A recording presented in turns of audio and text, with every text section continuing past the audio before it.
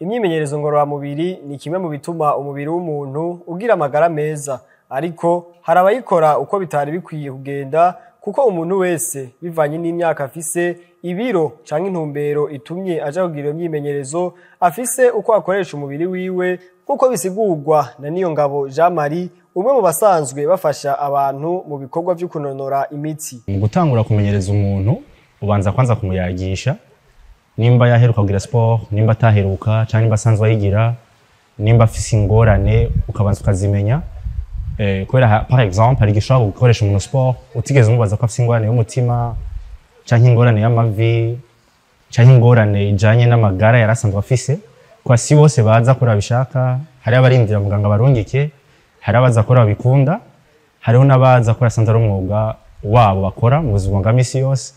Ntidushobora kubamenyeza co kimwe. Amagisi atandukanye kubatangura, amagisi atandukanye kuba maze imisi bagira, amagisi atandukanye kubashaka gutakaza ibiro, amagisi atandukanye kubashaka kongereza ibiro. Umva numwe wese nico ashaka mu buzima cyo dukorerako. Ingaburo abantu bafata imbere canke inyuma y'imyimenyerezo ziratandukanye bivanye n'intumbero y'umwe wese.